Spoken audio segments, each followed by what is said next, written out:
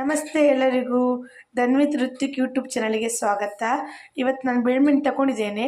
ಇದರದ್ದು ಸಾರು ಹೇಗೆ ಮಾಡೋದು ಅಂತ ಹೇಳಿಕೊಡ್ತೇನೆ. ತುಂಬ ಚೆನ್ನಾಗಾಗ್ತದೆ. ಇದನ್ನು ಸುಮಾರು ಹೆಸರಿಂದ ಕಲಿತಾರೆ. ಇಂಗ್ಲೀಷಲ್ಲಿ ಸಿಲ್ವರ್ ಫಿಶ್, ತುಳುವಲ್ಲಿ ಬೊಲ್ನೀರು, ಕನ್ನಡದಲ್ಲಿ ಬೆಳ್ಮೀನು ಅಂತ ಹೇಳ್ತಾರೆ.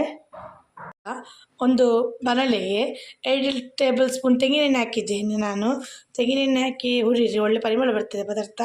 ಅದಕ್ಕೆ ಈಗ ಬ್ಯಾಡಿಗೆ ಮೆಣಸು 5, ನಿಮ್ಮ ಖಾರಕ್ಕೆ ಅನುಗುಣವಾಗಿ ನೀವು ತಗೊಳ್ಳಿ. ಸ್ವಲ್ಪ ಫ್ರೈ ಮಾಡಿಕೊಳ್ಳುವ.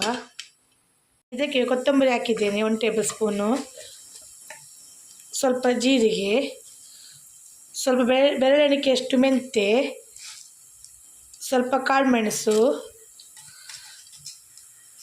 ಸ್ವಲ್ಪ ಸಾಸಿವೆ, ಸ್ವಲ್ಪ ಓಂ ಕಾಳು, ಇದೆಲ್ಲವನ್ನು ಒಟ್ಟಿಗೆ ಹಾಕಿ ಫ್ರೈ ಮಾಡುವ.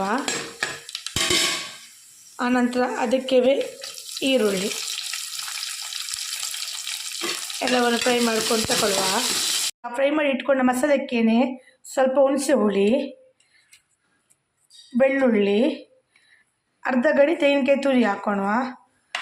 ಅದಕ್ಕೆ ಅರಿಶಿಣದ ಪುಡಿ, ಇಷ್ಟವನ್ನು ಮಿಕ್ಸಿ ಜಾರಿಗೆ ಹಾಕಿ ರುಬ್ಕೊಳ್ಳುವ. ಮಸಾಲೆ ತೆಗೆದಾಯಿತು. ಈಗ ಅದಕ್ಕೆ ಕನ್ಸಿಸ್ಟೆನ್ಸಿ ನೋಡ್ಕೊಳ್ಳಿ. ನಿಮ್ಗೆ ಎಷ್ಟು ಕನ್ಸಿಸ್ಟೆನ್ಸಿ ಬೇಕು ಅಷ್ಟು ನೀರು ಹಾಕ್ಕೊಳ್ಳಿ. ಇದನ್ನು ಮಸಾಲೆ ಕರ್ದದ ನೀರು.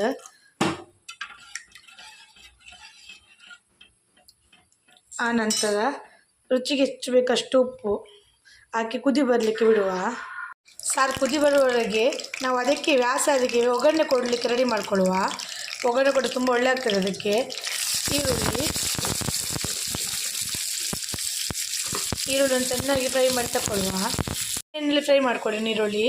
ಈಗ ನೀರುಳ್ಳಿ ಫ್ರೈ ಆಗ್ತಾ ಬಂತು. ಅದಕ್ಕೇನೆ ಕರಿಬೇವು ಹಾಕುವ. ಕರಿಬೇವು ಹಾಕಿ ಫ್ರೈ ಮಾಡುವ. ಸಾರೆಲ್ಲ ಕುದಿ ಬಂತು. ಈ ಕುದಿ ಬಂದ ಸಾರಿಗೆ ನಾವು ಕ್ಲೀನ್ ಮಾಡಿ ಇಟ್ಟುಕೊಂಡಂಥ ಬೆಳ್ಮೀನನ್ನು ಹಾಕುವ. ಹಾಕಿ ಇತ್ತು. ಈಗ ಇದು ಒಂದೇ ಕುದಿಗೆ ಬೇಯುತ್ತದೆ.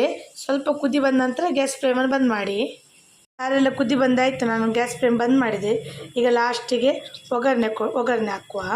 ಆಲ್ರೆಡಿ ನಾವು ಈರುಳ್ಳಿ ಮತ್ತು ಬೇವಿನ ಸೊಪ್ಪಿಂದ ಒಗ್ಗರಣೆ ಹಾಕುವ. ಫೈನಲ್ ಆಗಿ ಬಿಳಿ ಮೀನು ಸಾರು ರೆಡಿ ಆಯಿತು.